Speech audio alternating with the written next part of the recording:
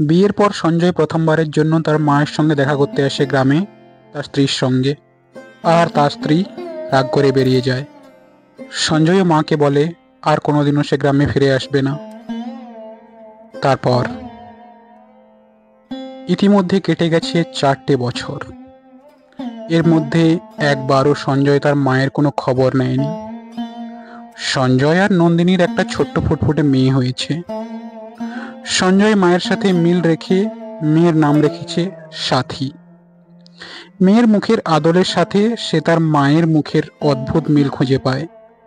মায়ের জন্য তার মন যে একদম খারাপ হয় না তা নয়, কিন্তু পরিস্থিতি তাকে কঠোর হতে বাধ্য করেছে।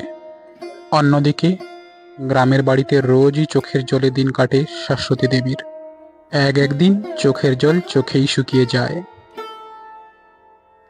শাশ্বতী দেবী এখন আর কারোর মঙ্গল কামনায় তুলসী তলায় প্রদীপ দেয় না, ঠিক করে খায় না, ঘুমায় না। নিজের উপর যতটা অত্যাচার করা যায় ততটাই করে সে। ঘর থেকে বাইরেও বেরোয় না সে। সঞ্জয় আর নন্দিনী নিজেদের জীবনে সুখী হলেও ছোট্ট সাথী সারাক্ষণ মনমরা থাকে। কোনো কিছুতেই তার যেন মন নেই। এর কারণ সঞ্জয় নন্দিনী কিছুতেই বুঝতে পারে না। এর জন্য বহুবার ডাক্তার দেখিয়েছে, কেউ কিছুই বলতে পারেনি এই ব্যাপারে। আসলে ছোট্ট সাথীর শুধু যে শাশ্বতী দেবীর সাথে মুখেরই মিল আছে তা নয়, তারা যেন একাত্মা।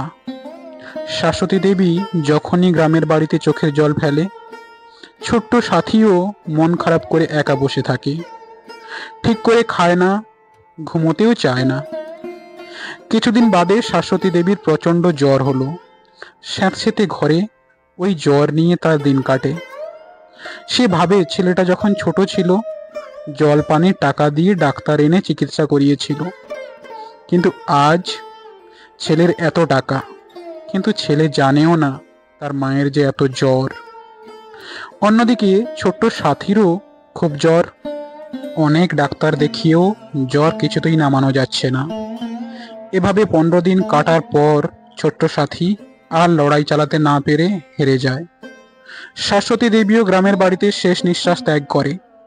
মারা যাওয়ার আগে তার কাছে তার প্রতিবেশী নিমাইয়ের মা ছাড়া আর কেউ ছিল না। সে মারা যাওয়ার আগে নিমাইয়ের মাকে শুধু বলে গেল, ছেলেকে বেশি দূর পড়াশোনা শিখিও না গো, যদি পড়তেই চায় এখানেই রেখে পড়াশোনা করিও, কলকাতায় তো কখনোই পাঠাবে না। এটুকু বলে আর কোনো সাড়া দেয়নি শাশ্বতী দেবী। শাশ্বতী দেবী আর সাথী দুজন দুজনের এত কাছের হওয়া সত্ত্বেও কেউ কাউকে কোনোদিনও চিনতেই পারল না। কিন্তু কি অদ্ভুত তাদের এই আত্মার যোগাযোগ। সঞ্জয় আর নন্দিনীর আলোয় ভরা সুখের জীবন হঠাৎ যেন অন্ধকারের দমকা ঝড়ে এলোমেলো হয়ে গেল। নন্দিনী রোজই কাঁদে, সঞ্জয়কে বলে, ভগবান কেন করলো এটা আমাদের সাথে?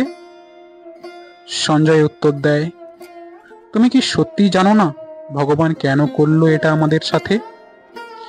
এই কথাটা বলে সঞ্জয় বেরিয়ে যায় ঘর থেকে। জানলার আরশিতে মাথা রেখে নন্দিনীর হঠাৎ মনে পড়ে যায় গ্রামের বাড়ির কথা। সে বুঝতে পারে মায়ের কাছে সন্তান না থাকলে মায়ের কতটা কষ্ট হয়।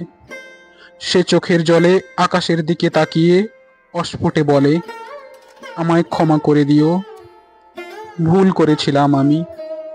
হ্যালো বন্ধুরা, তোমাদের সবাইকে অনেক অনেক ভালোবাসা এতক্ষণ আমার সঙ্গে থাকার জন্য।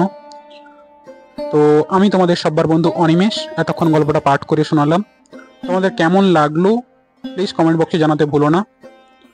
আর যারা আমার নতুন বন্ধু আমার চ্যানেলে এসছো তাদেরকে বলবো প্লিজ চ্যানেলটা সাবস্ক্রাইব করে পাশে থাকা বেল আইকনটা প্রেস করে দিও, যাতে আমি নিত্য নতুন ভিডিও যখনই আপলোড করব তোমাদের কাছে তার নোটিফিকেশনটা ঝটপট করে পৌঁছে যায় আর তোমরা আমার ভিডিওটা তাড়াতাড়ি দেখতে পারো। আর যারা আমার পুরানো বন্ধু তাদেরকে অসংখ্য অসংখ্য ধন্যবাদ আমাকে কন্টিনিউয়াসলি সাপোর্ট করার জন্য আর আমার পাশে থাকার জন্য। Thank you very much all of you guys for your kind support and love. সবাই খুব ভালো থাকো, সুস্থ থাকো, আবার দেখা হবে নেক্সট ভিডিওতে। আর হ্যাঁ, এটা ছিল অন্তিম পর্ব। সো টাটা বাই বাই, আবার অন্য স্বাদের অন্য একটা গল্প নিয়ে আবার হাজির হব আমি। সবাই খুব ভালো থাকবে। Stay connected. Bye bye.